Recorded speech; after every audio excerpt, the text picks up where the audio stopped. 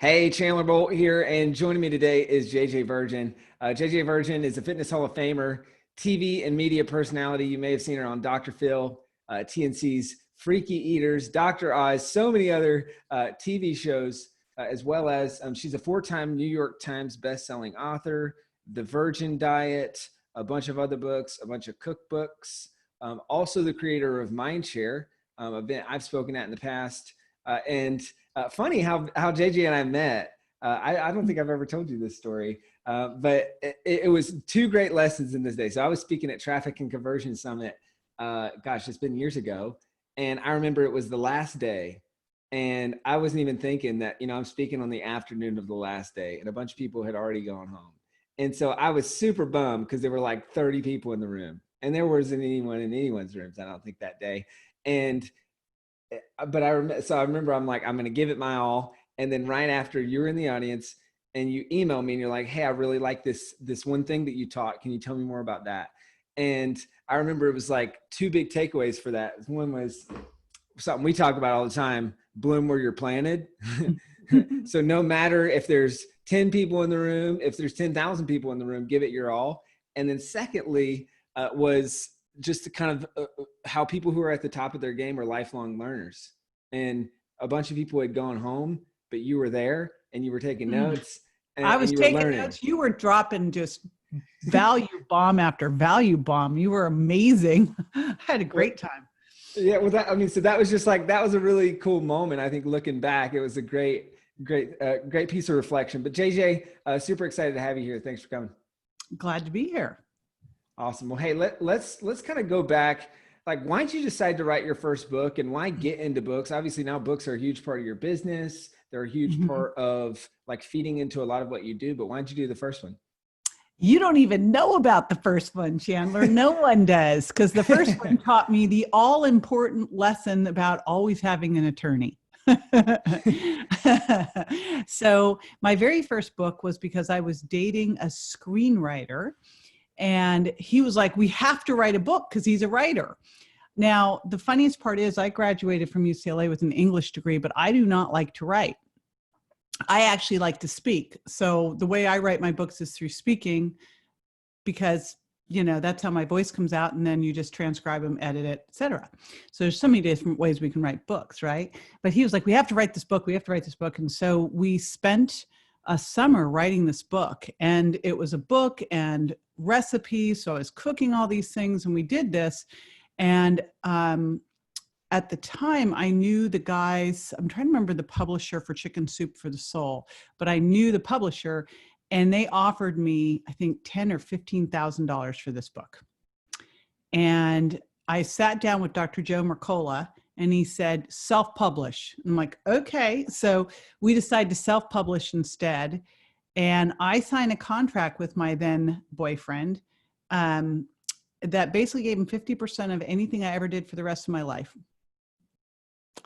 Oopsies. Anyway, that relationship didn't work out.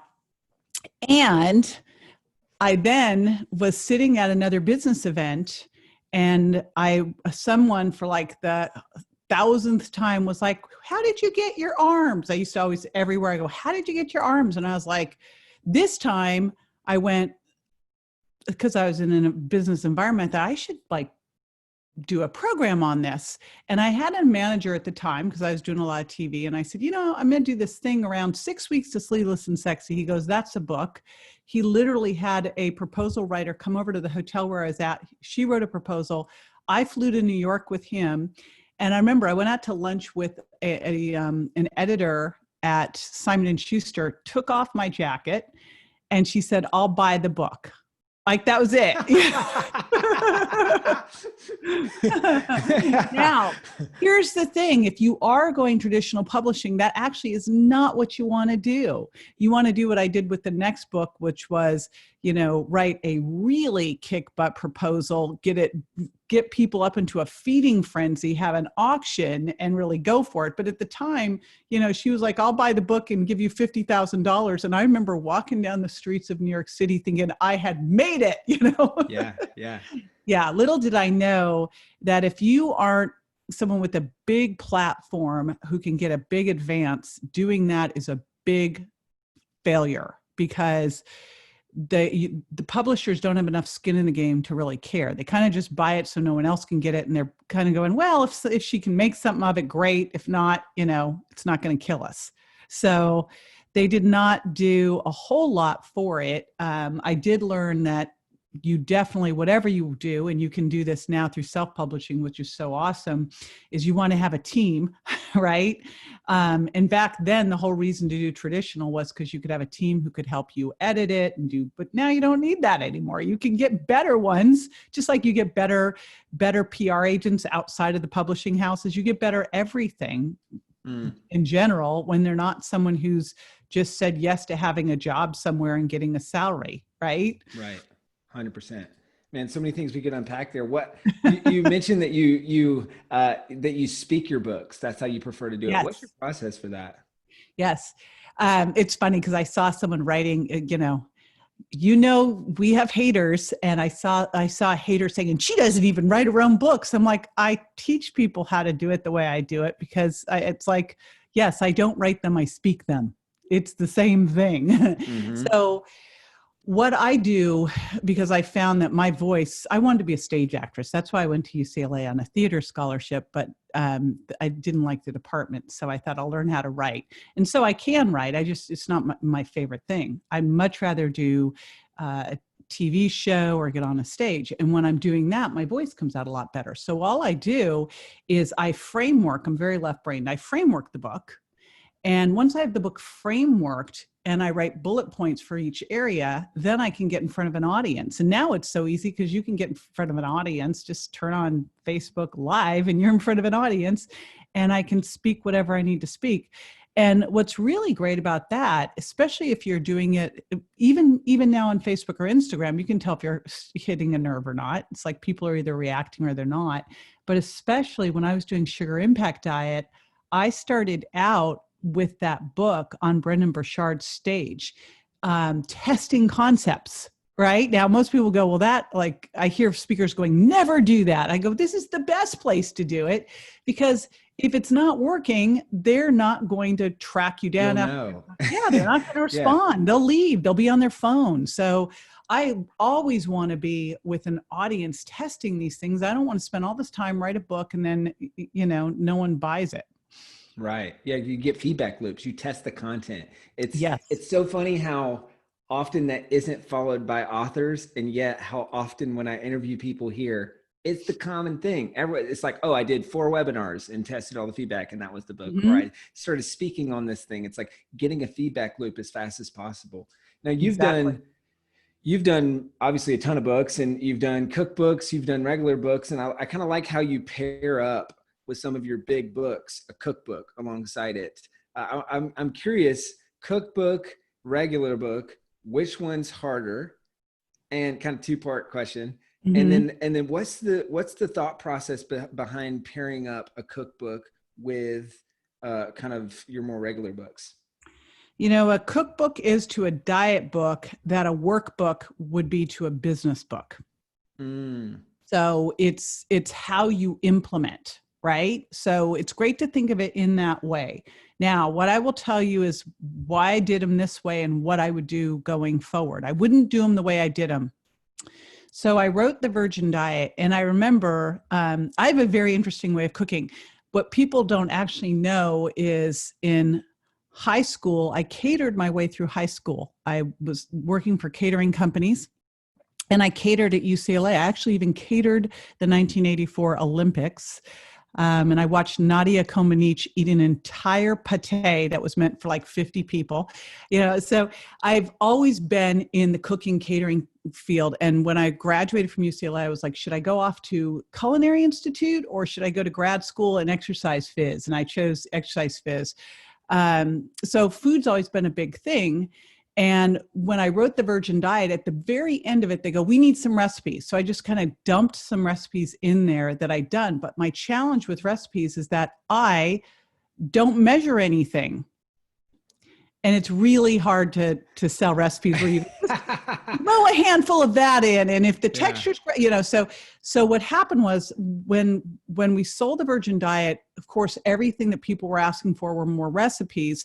And what happened, because I didn't have it ready, was that we had people writing, besides people just knocking off the book completely, writing my Virgin Diet, my 7-day Virgin Diet, my 7-day Virgin Diet cookbook, all this stuff. Someone wrote a Virgin Diet cookbook and sold $200,000 worth of that cookbook before I could get mine out. Because I traditionally published it, and it takes flipping forever, right? Yes, way. Yeah. So when I sold the Virgin Diet, I got over a $500,000 book advance, and which was incredible because my first book, 6 Weeks of Sleeveless and Sexy, was, you know, I think it's had maybe 20 printings because they print like 5 at a time.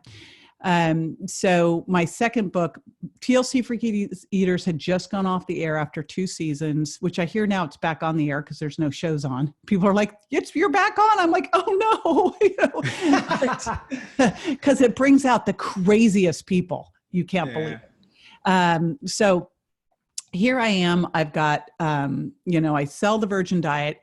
Well, then we go in and we sell the Sugar Impact Diet and 2 cookbooks with it as a 3-book deal. And it was a multi-million-dollar deal. Amazing. But what I realized with that is cookbooks on their own, unless you're, you know, Barefoot Contessa or something, or Paula Deen, it's not your thing. It's more like a workbook would be to a business book. And what I should have done is I should have been ready with the Virgin Diet, and I should have self-published right after it published, say like 3 months afterwards. I should have self-published my first little cookbook of 50 recipes, and then done like, you know, Virgin Diet desserts, and then done Virgin Diet goes Italian, and Virgin Diet goes vegan, and Virgin Diet goes paleo, right? Because I could have done that easily and kept everything alive. And so if I had it to do over, that is absolutely what I would do. But it took us a year. It took us a year to get this. Go ahead. Self-publish, and why do that 3 months after the main book? What's your thought process? Oh, so that Amazon keeps loving up on you, you know?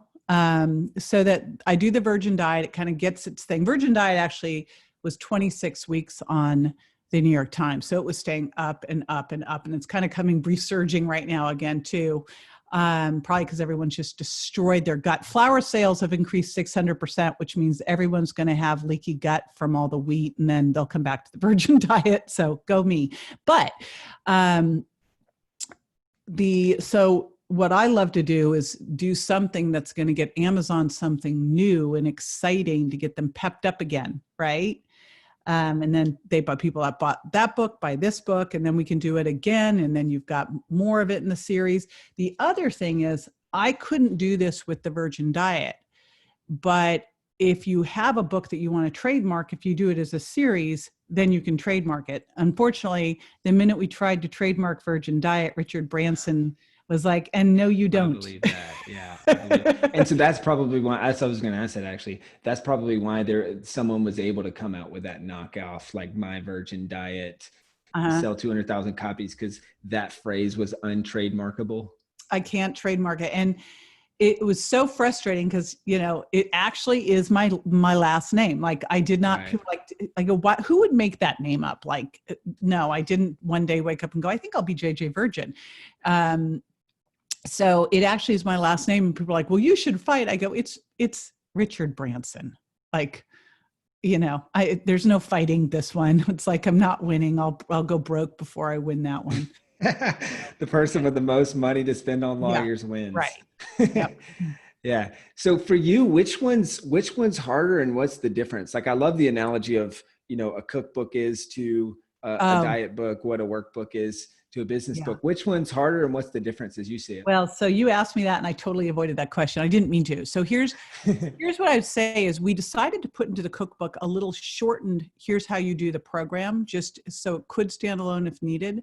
But they both had 150 recipes. Now, I hired chefs because you would never think about this. If I had to do it all my own, I would say the cookbook is so much harder because you have to write really great descriptions of each recipe. But when you're writing a recipe, they'll literally come back to you, go, is that a cup of strawberries that, because you put halved strawberries, 1 cup, and they go, is it halved and then measured, or a cup of strawberries measured and then you halve them? And I'm like, and then they'll go, 4 ounces of chicken breast, is that cooked or raw? And I'm like, I don't know, so it's unbelievable, all these things. And I remember this happening, and it was just a nightmare. And so you have to get the photos, and you pay extra. So you pay for your color photos. Then you also have to do the nutrition analysis.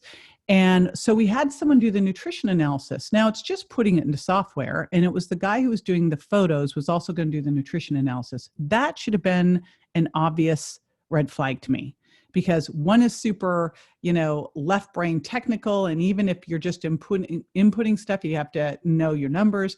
And the other one's super creative.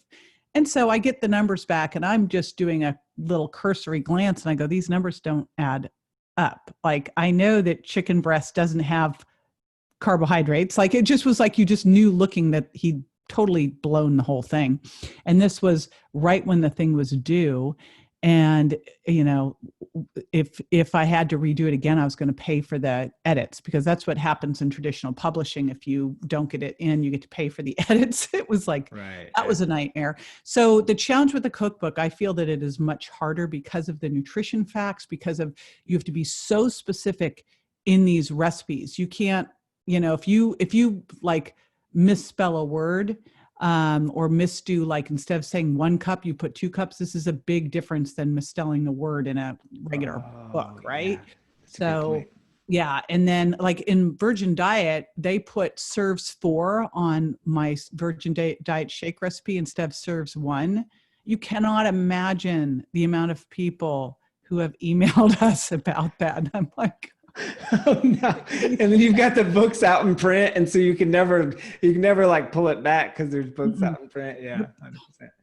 Yep. Yeah, that's the other one, is you better be sure that everything is really dialed. Like, I think of the amount of times that we write it, like I speak it, I transcribe it, I hand it to the editor, she does her magic, she hands it back to me, I do my magic, I hand it back to her, she does her magic, we turn it into the editor, they do their magic, they bring it back to, the amount of times you go back and forth and back and forth. And still, when I was reading my books and doing my audibles for them, and I really feel that if you're the author and you want to have the audio version, it should be you. Like, nothing drives me more crazy than listening to someone. I want to hear from the person. So I remember reading the Virgin Diet and finding mistakes, and it was too late. And I'm like, So one big takeaway, if you're writing your book, is read it out loud. It's the single, right? You have to do that to edit it. Makes all the difference. 100%. We call that the verbal read through. And actually, but I think the big thing is, actually read it out loud as if you were reading the audiobook. Not read it to yourself, read it out loud. No. The difference is your brain will fill in the words. Yeah. So did you do the audiobook for your diet book, or your diet book? Did you do an audiobook for your cookbook? No, you can't do cookbook audiobooks. I don't think. That's what I've always thought, but I've never confirmed it. Yeah, no. I'm like, that would be the most boring audiobook. Wouldn't it be like, now, cut the chicken. All right, we're waiting. Okay, now, no, just the diet books and the Miracle Mindset book that I retitled to Warrior Mom. Got it. Yeah. Have you since self-published any cookbooks? Yes, we're actually getting ready to self-publish one. We did a little smoothie guide. And then truthfully, we do, like, this is the funny part, and I think people don't consider this. I was self-publishing for years before any of this anyway, with all the guides and things that we do. I mean, all that's self-publishing, right? I just didn't put it up on Amazon. But I think we have a smoothie guide up there, and we just created a sweets and treats cookbook. I didn't do, oh my gosh, what a nightmare that, like, to me, I can tell you what I like in my ingredients, but I'm not going in there measuring for baking, forget it. But we do have that one coming out as well. And what's the difference in your process, if any? I would imagine there's a difference between traditionally publishing a cookbook and the creation process, the publishing process, and between self-publishing a cookbook. I think It's interesting too, because as I say, the only real difference is the amount of re-editing that you do in traditional, and how, they're so hardcore. They're like, if you have to change it after this, we're going to charge you blah, blah, blah. And for Sugar Impact Diet Cookbook, we discovered that the nutritional information had gotten left out. I'd sent it to them, but they hadn't put it in. And then they were going to try to charge me. And that's when my editor was like, oh, no, you're not. Because it was kind of ridiculous. Here's what I'd say about self-published. You don't have to be as insane on the editing and self-publishing. You can publish it, and maybe it's not perfect because everyone will tell you what's messed up in it, and then you can just fix it. So, it does. I don't mean just go publish something that's a B, but if it's an A minus because you might have missed a couple things that really, don't come out. Like we do have this all the time with recipes we use and on our website, where someone will ask a question that you just would never think about, right? Until other people try it.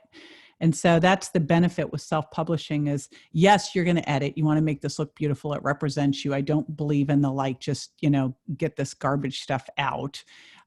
This is you and it's your brand and it's walking around representing you. Make it great. But if there is a little boo-boo in there, or you want to upgrade something, it's so easy to do. Like when you do a published book, you better make darn sure you got something in there. Like I had products that I don't necessarily love anymore that are in the book. I can't move them, things like that. Mm-hmm. Right. Yeah. That makes a lot of sense. New opt-ins.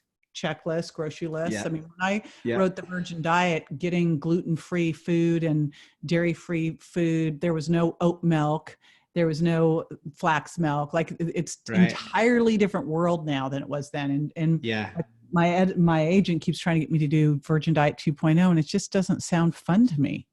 I'm like going, because I'm a typical entrepreneur. I created it, I gave birth to it. Like it's out there. Yes, we could do a 2.0, but it's just not remotely interesting. I'd rather create something else. Right. So there you go. Cool. Yeah. Hey, last question on Cookbook. And I want to move into more of like how this fits into the business, the products, all that stuff. So say I'm someone who's thinking about doing a cookbook. What would you say are like the 3 to 5 overarching steps of that process? Because we talk all day long about all the other kind of books, but we don't talk about cookbooks. So I think it'd be super helpful for people to hear this. So I think it's the same thing as anything you're going to do in your business. How does this fit into your customer journey? Right? So for me, and this kind of moves into that area, my customer journey is people come in, they go on the Virgin Diet. Well, what do you need when you're doing the Virgin Diet, which really helps you uncover your hidden food intolerances to figure out which foods work for you, which foods don't. Well, if you figure out that you really need to stay away from gluten and dairy, you need recipes. So you're going to need them to stay on the program. And then the next move I move them into is Sugar Impact Diet. So everything was built to work together and to be a necessary part of the business. And then within the recipes, we also included recipes that use my protein powders, so that people are like, I don't like a smoothie, right? I mean, you get those people like, I don't like a smoothie, or, it's Minnesota in the winter. I can totally get that you wouldn't want a smoothie. So we created like hot protein cocoa and protein balls and protein pancakes and protein muffins and all that kind of stuff. So it's really about knowing, if you're going to do something, how is it going to help your business? Is it attracting your ideal avatar? I know my avatar doesn't want to spend tons of time in the kitchen. They want simple, fast recipes they can use. And does that allow me then to market other things to them? Like, can I pull some of these recipes out, put them into a little guidebook, add some ads for other things in there? So that's what I would tell you is, if you want to do a cookbook, how does it fit into your business? Or is your business, are you going to be someone whose whole business is selling recipes and maybe having sponsors from different spice companies and pots and pans companies or whatever? So that's the first piece of it. The second piece of it is, here's what's great about writing cookbooks is you can write off your food.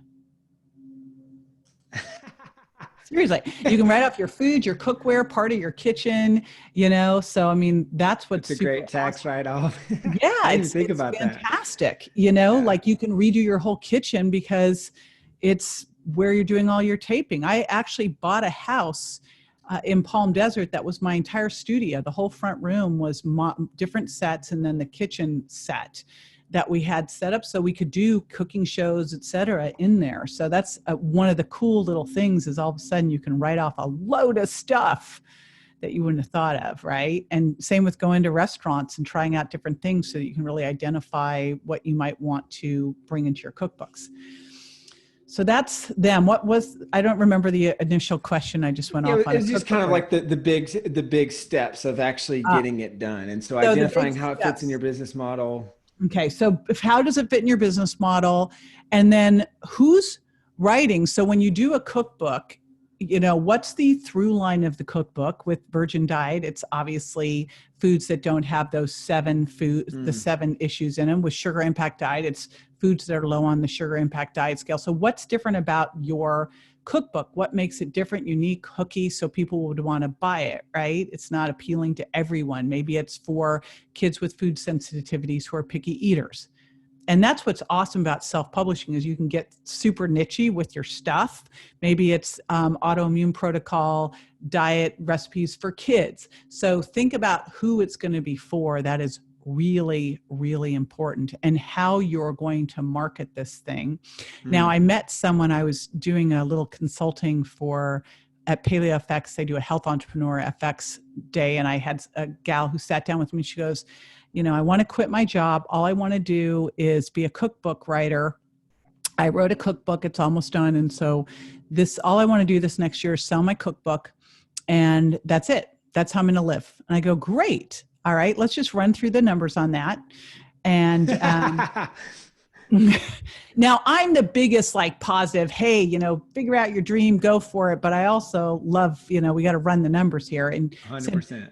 Right? Because I'm like, all right, you want to use a cookbook. I go, well, so how big's your audience? I don't have an audience, and her whole thing was, it was around autoimmune. So she figured out a niche that was great, and how easy it was to eat if you had autoimmune disease, but she had no contacts, no audience, no budget, and needed to make $20,000 in the next year off this cookbook.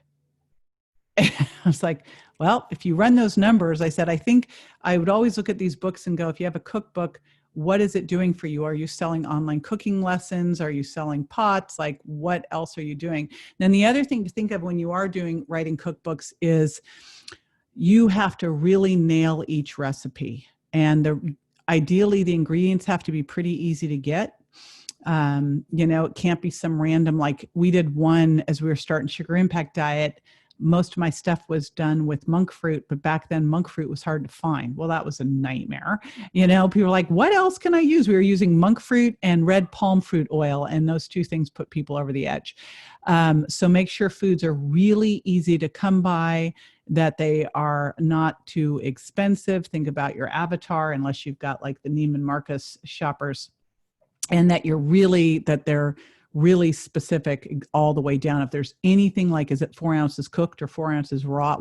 It will literally pummel your social media. And the minute you write a book, you are now this person's one-on-one coach, even if they never bought the book. I mean, right? Am I not right on this? Yeah, for sure. For sure. I can't tell you how many people are like, I haven't bought your book yet, but I've got this, and this going on. What do you think I should do? I'm like, what? Call your functional medicine doctor is what I think you should do. Okay. Oh man, this is amazing. So obviously now you've got shakes, you've got bars, you've got supplements, you've got programs, you've got a full store. I just went there yesterday poking around. It's awesome. Which came first? Did you have that before the books? Did you start doing the books and then built out kind of this full product line? How has that evolved over time? So when I did the first book that never really went anywhere, I wasn't ready. I didn't really think about a book as a catalyst for everything else that you build a brand around.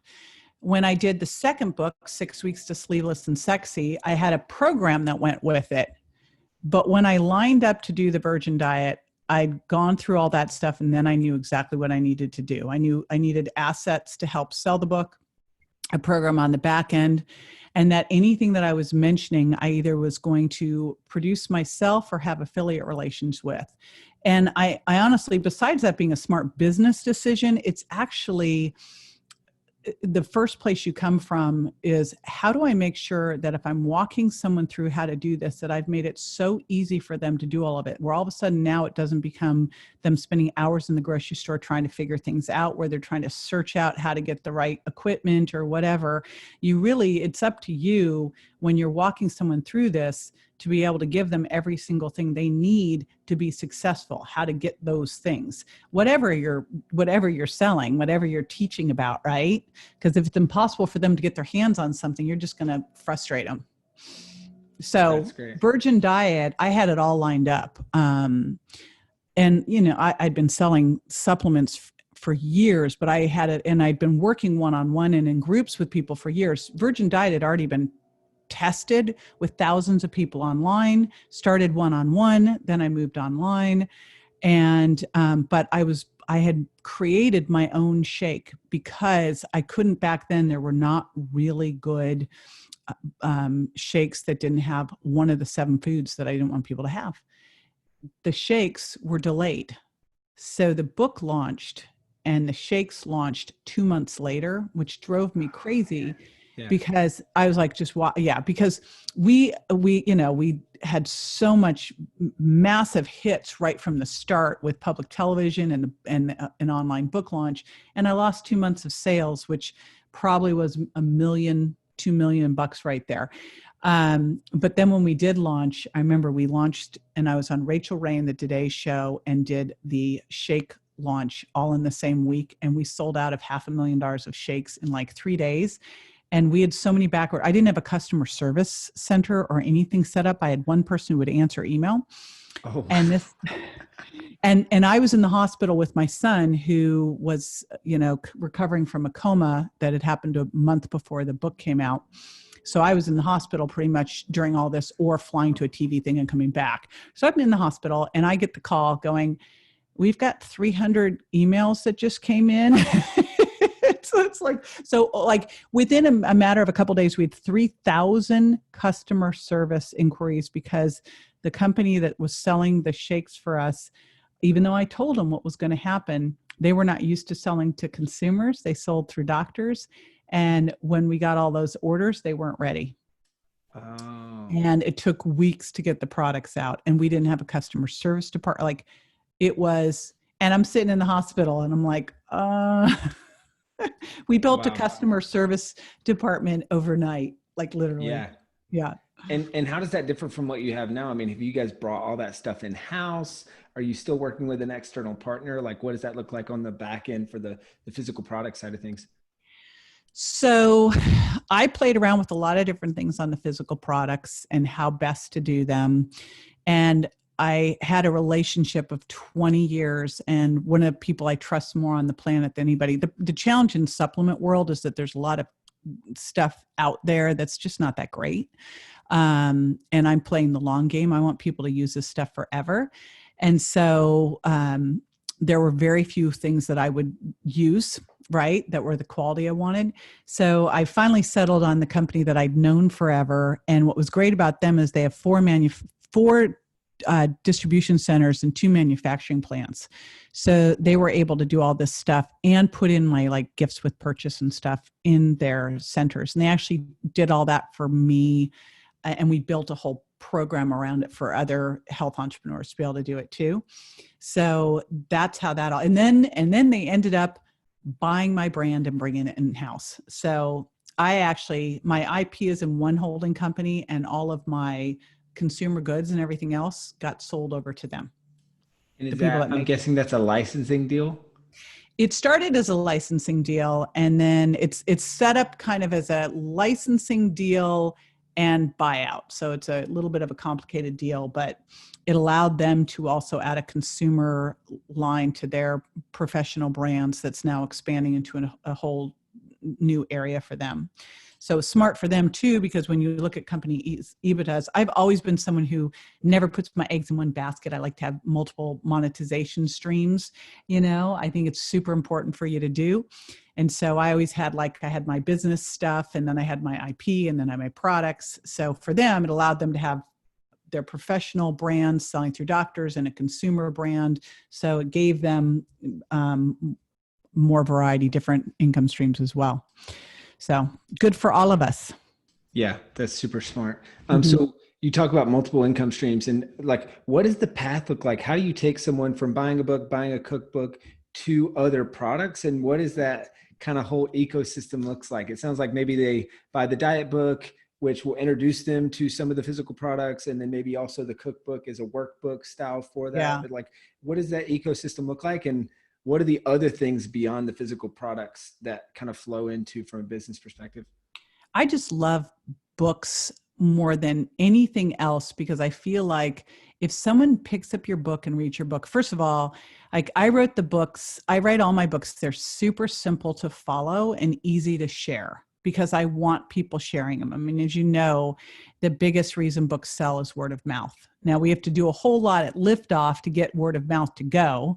It's like the airplane burning off 90% of its fuel at liftoff to get to the other side. But I really want word of mouth to go. So books are a huge thing for me. But in the book, I am talking about referring to my products, my programs.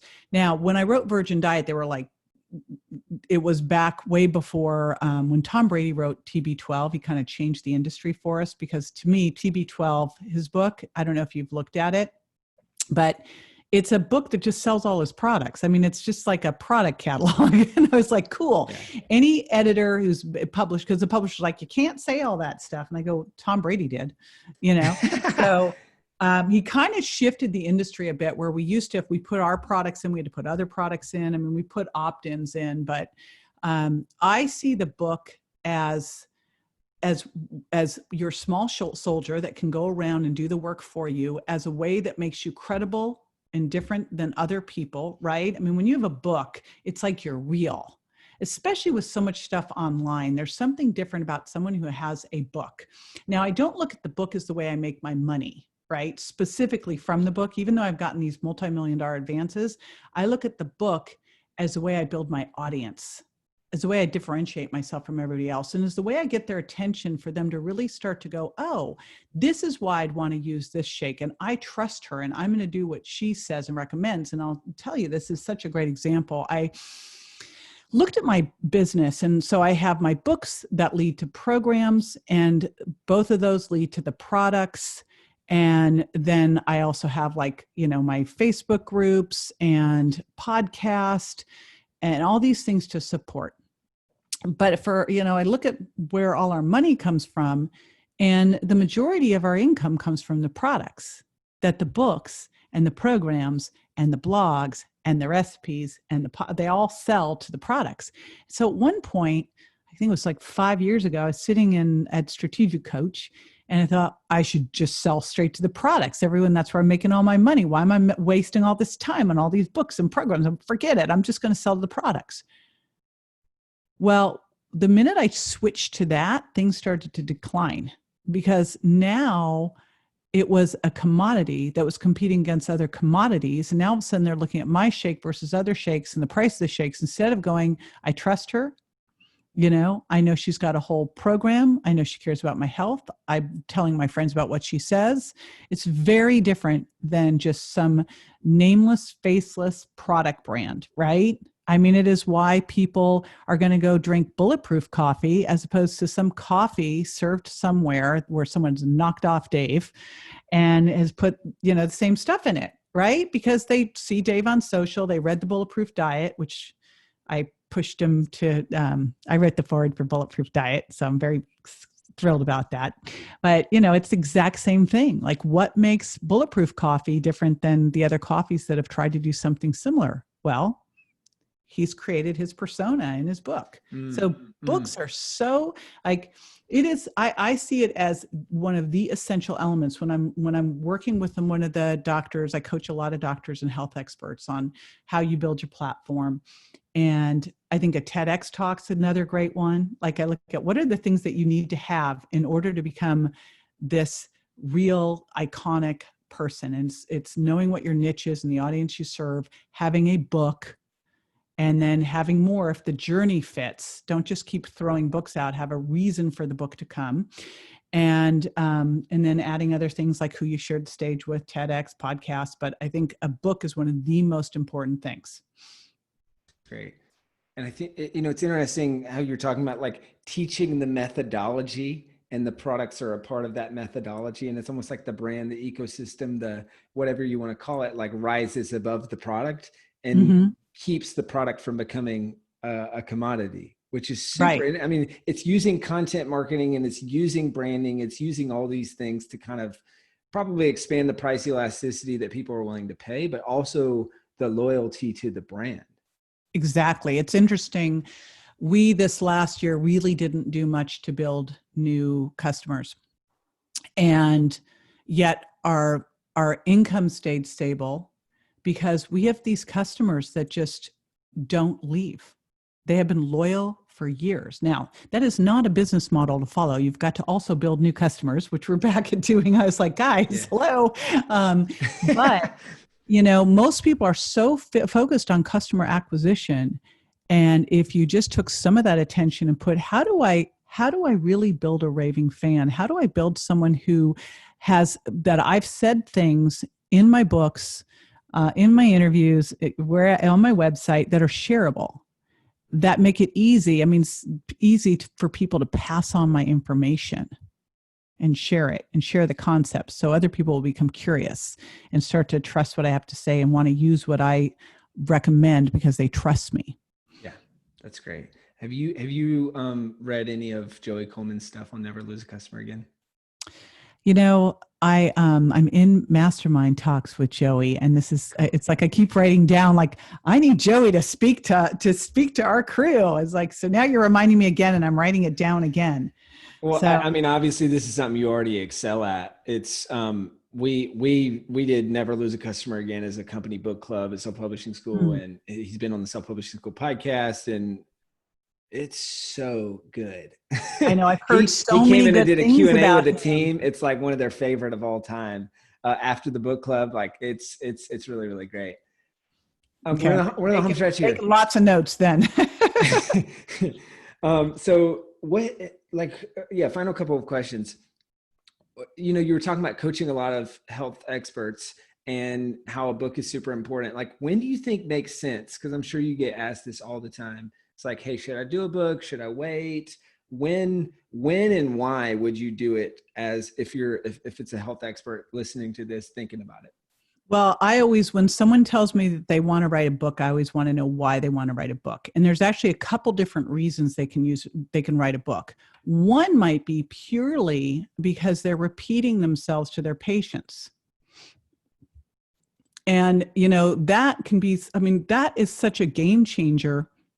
All my stuff was already written down before it became a book because I kept repeating myself. So we kept writing it down and putting it up. So, part of this just could be what you need. And it might just be a simple 50-page guide. But if you find you're repeating yourself, that thing should turn into something.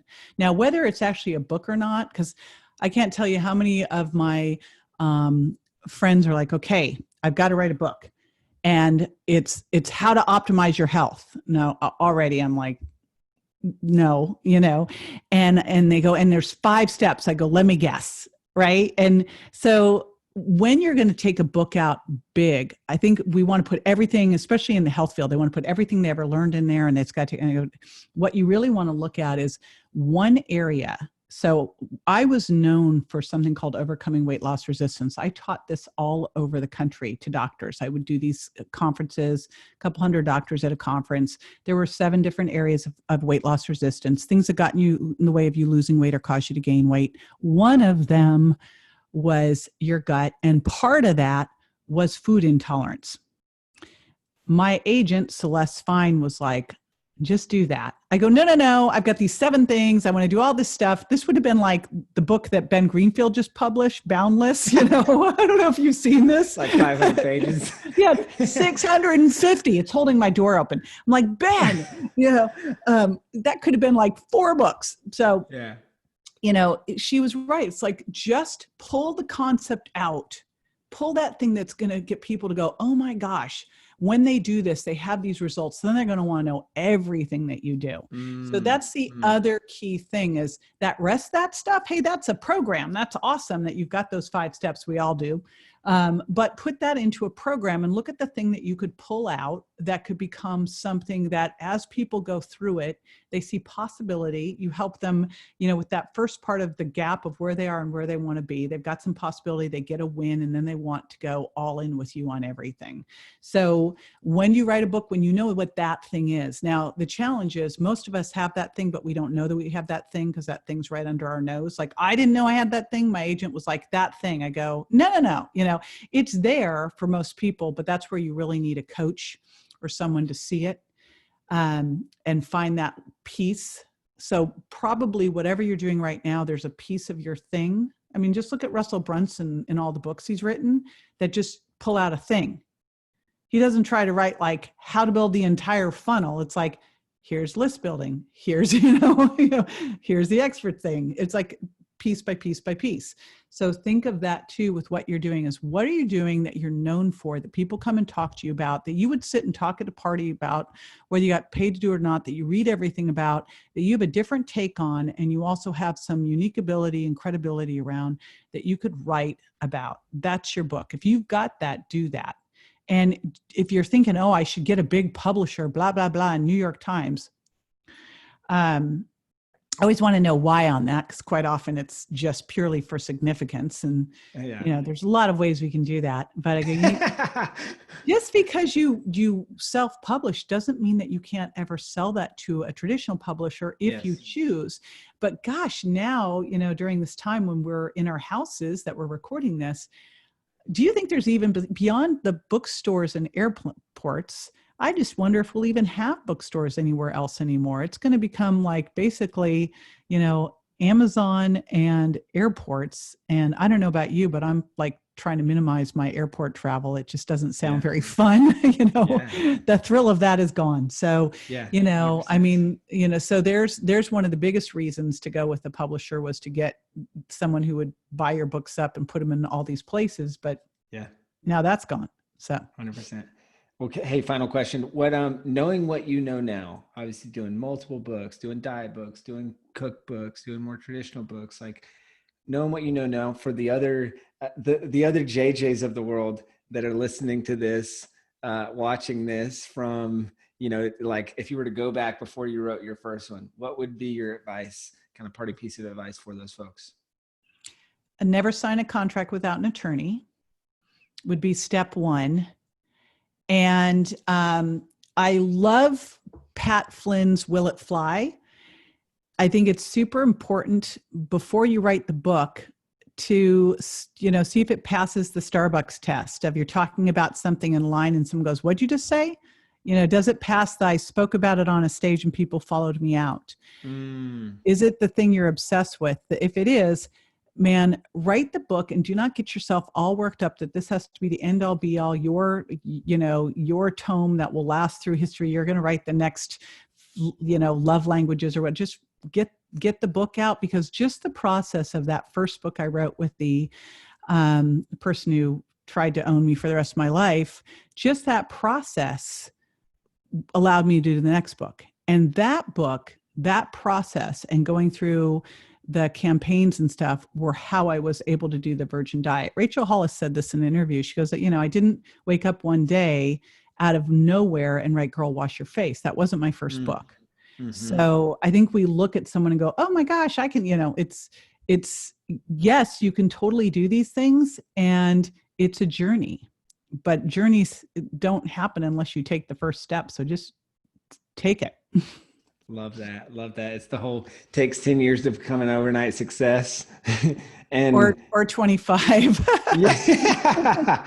Yeah. Oh, that's amazing. JJ, this has been so great. Thank you so much for coming on. Where can people find out more about you, your books, your programs, all the stuff that you're up to? So consumer is jjvirgin.com, and then business, for if you are in the health world, is mindsharecollaborative.com. Awesome. JJ, thanks again. Thank you.